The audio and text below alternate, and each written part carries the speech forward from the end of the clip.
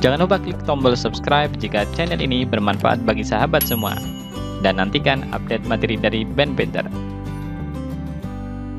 Untuk menentukan penggunaan articles, apakah indefinite, definite, atau zero articles, sahabat bisa simpulkan dari kata benda atau noun yang digunakan.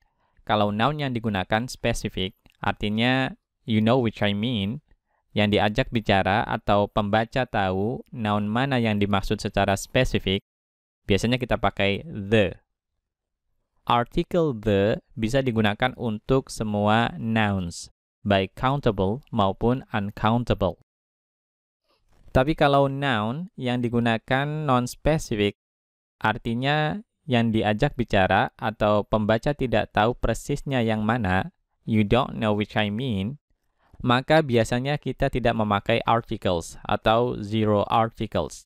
Dan kata benda yang digunakan, ada kalanya plural countable nouns, selanjutnya saya sebut plural nouns saja, ada kalanya juga berupa uncountable nouns. Kalau kita tahu noun yang digunakan singular, atau kita ingin menekankan kalau noun yang digunakan singular, kita bisa menggunakan articles a atau an. Untuk noun yang non-specific, yang didahului indefinite article a, an, atau zero article, ini bisa disebut indefinite nouns. Sedangkan untuk noun yang spesifik, yang didahului definite article the, ini bisa disebut definite nouns. Contoh untuk indefinite nouns, misalnya saya mengatakan, I had an apple for a snack. Pada kalimat ini, saya menggunakan an, karena saya tidak sedang menunjukkan apel yang ini atau yang itu, atau apel tertentu. Jadi kata apel ini masih indefinite, belum benar-benar spesifik. Saya hanya mengatakan kalau saya sudah memakan sebuah apel. Artikel an bisa diterjemahkan sebuah. Bila kita menggunakan plural noun, seperti kata apples di sini, atau uncountable noun, seperti kata fruit, maka kita tidak lagi menggunakan indefinite article a atau an, karena a atau an hanya untuk singular noun saja. Untuk plural nouns dan uncountable nouns, kita bisa menggunakan kata some. Biasanya diterjemahkan beberapa, sedikit, atau terkadang tidak diterjemahkan. Hanya sekedar menunjukkan jumlah yang tidak spesifik. Some apples bisa diterjemahkan beberapa apel. Some fruit, beberapa buah. Tapi kalau some water bisa diterjemahkan sedikit air atau air saja. Untuk kalimat negatif dan interrogatif, kita bisa menggunakan kata any. Any apples atau any fruit. Adapun contoh untuk definite nouns, misalnya saya mengatakan, thank you for the apple. Terima kasih untuk apelnya, atau terima kasih apelnya. Kata apple di sini spesifik, definite, karena didahului artikel the. Ketika saya mengatakan, thank you for the apple, berarti yang diajak bicara sudah tahu apel mana yang saya maksud, yaitu apel yang diberikan kepada saya. Sahabat bisa perhatikan, berbeda dengan artikel a atau an yang hanya digunakan untuk singular noun, artikel the bisa digunakan untuk semua noun, baik singular seperti the apple, plural seperti the apples, atau uncountable seperti the fruit. Perlu sahabat ketahui, kata benda bisa jadi spesifik atau definite, setidaknya karena 4 hal. Pertama, we have mentioned it, atau we have mentioned them before. Kita sudah menyebutkannya sebelumnya. Coba sahabat bandingkan penggunaan artikel a dan the pada kalimat berikut. She has 2 children, a boy and a girl. The boy is 10 and the girl is 7. Dia punya 2 anak, laki-laki dan perempuan. Yang laki-laki 10 tahun dan yang perempuan 7 tahun. Sahabat bisa perhatikan, untuk penyebutan pertama, kita pakai indefinite article a boy and a girl. Tapi untuk penyebutan kedua, kita pakai the, karena kata benda boy dan girl sudah disebutkan sebelumnya. Yang kedua, kata benda bisa jadi specific atau definite karena we say which one we mean. Kita katakan yang mana yang kita maksud. Misalnya ketika ada yang mengatakan, Tom sat down on a chair. Maka kata chair belum spesifik. Di sini menggunakan indefinite article a. Artinya bisa jadi Tom duduk di kursi sebelah kiri, di tengah, atau di sebelah kanan. Tapi ketika dikatakan Tom sat down on the chair nearest the door, di sini kata chair sudah spesifik. Kursi yang mana? Kursi yang paling dekat dengan pintu, yaitu yang ini. Article the membuat kata chair jadi spesifik. Pada kalimat ini dijelaskan kursi mana yang diduduki Tom, yaitu nearest the door. Sedikit catatan, sekedar sahabat ketahui saja, meskipun kata benda bisa jadi spesifik ketika diberikan informasi tambahan, seperti the chair nearest the door ini, terkadang untuk informasi yang sifatnya deskriptif, bisa juga tidak menjadikan noun spesifik. Contoh, do you have a pen with blue ink? Apakah kamu punya pulpen bertinta biru? Meskipun kata pen ini diberi informasi tambahan with blue ink, di sini kata pen belum benar-benar spesifik. Karena di sini hanya menunjukkan salah satu pulpen dari banyak pulpen yang ada. Bandingkan dengan kalimat, the pen in my bag is leaking. Pulpen di tas saya bocor. Kata pen di sini sudah spesifik. Kita pakai the sebelumnya. Yang ketiga, kata benda bisa jadi spesifik karena it is clear from the situation which one we mean. Konteksnya jelas yang mana yang kita maksud.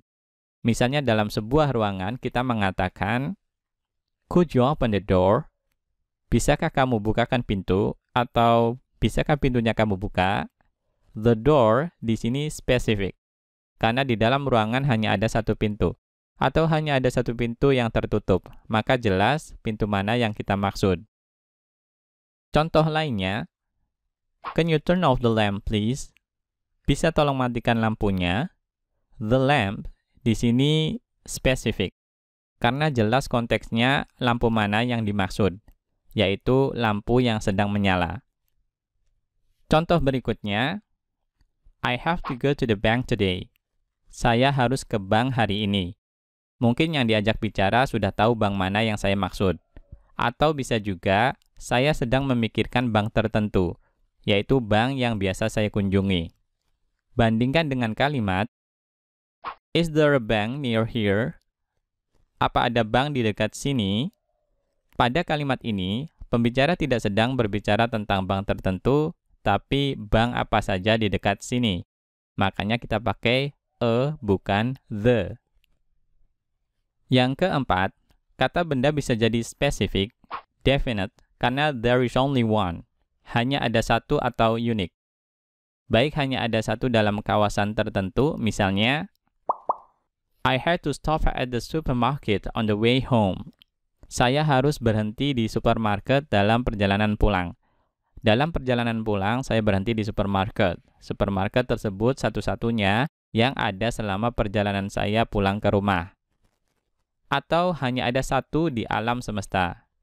Contohnya, the earth revolves around the sun. Bumi mengelilingi matahari. Hanya ada satu bumi dan ada satu matahari. Jadi kata earth dan sun ini spesifik. Kita pakai the sebelum keduanya. Atau bisa juga noun yang digunakan didahului superlative adjective. Makna paling. Contohnya, she's the smartest girl in our class. Dia perempuan paling pandai di kelas kami. Dari sekian banyak perempuan di kelas kami, dia satu-satunya yang paling pandai. Selain articles, bisa digunakan untuk menunjukkan apakah noun yang digunakan specific, definite, atau non-specific, indefinite. Articles juga bisa digunakan untuk membuat generalization, pernyataan umum. Kata benda yang digunakan kita sebut generic nouns. Kata benda yang mewakili keseluruhan kelas atau kelompok.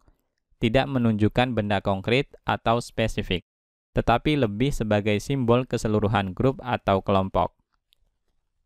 Pada dasarnya, generalization bisa dibuat dengan semua jenis articles, baik indefinite articles a atau an, definite article the, ataupun zero article, tanpa menggunakan article. Lebih jelasnya, perhatikan contoh kalimat berikut. A banana is yellow. Pisang berwarna kuning. Banana ini singular. Bananas are yellow. Pisang berwarna kuning. Bananas ini plural. Baik a banana maupun bananas, ini maknanya umum. Maksudnya any banana atau all bananas. Jadi pisang secara umum. Fruit is good for your health. Buah baik untuk kesehatanmu. Fruit ini uncountable. Kata fruit juga maknanya umum. Maksudnya any fruit atau all fruit. Jadi buah secara umum. Generic nouns tidak hanya bisa dibentuk dengan indefinite atau zero article.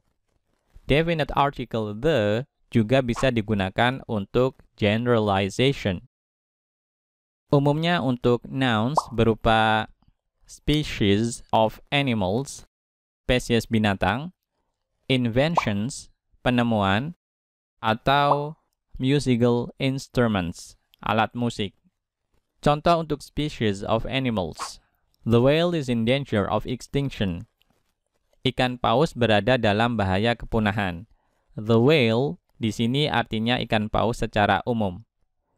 Contoh untuk inventions, misalnya, who invented the telephone? Siapa yang menemukan telepon? The telephone di sini maksudnya telepon secara umum. Contoh untuk musical instruments, I'd like to learn to play the guitar. Saya ingin belajar memainkan gitar. The guitar di sini maksudnya gitar secara umum.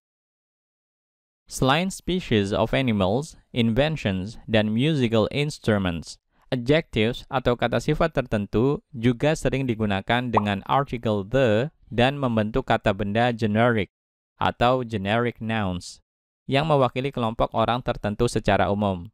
Contoh, the unemployed, para pengangguran. The needy, orang-orang yang membutuhkan. The homeless, para tunawisma. The elderly, para manula. The strong, orang-orang kuat. The weak, orang-orang lemah. The rich, orang-orang kaya. The poor, orang-orang miskin. The blind, para orang buta, dan sebagainya. Contoh dalam kalimat misalnya, many of them felt profound disquiet at the sufferings of the unemployed. Banyak dari mereka merasa sangat resah atau cemas atas penderitaan para pengangguran. The problem is that the poor don't have enough money to afford the food. Masalahnya adalah orang-orang miskin tidak punya cukup uang untuk membeli atau mendapatkan makanan. Dehydration is detrimental to anyone, especially the elderly. Dehidrasi merugikan atau berbahaya bagi siapa saja, terutama orang-orang tua.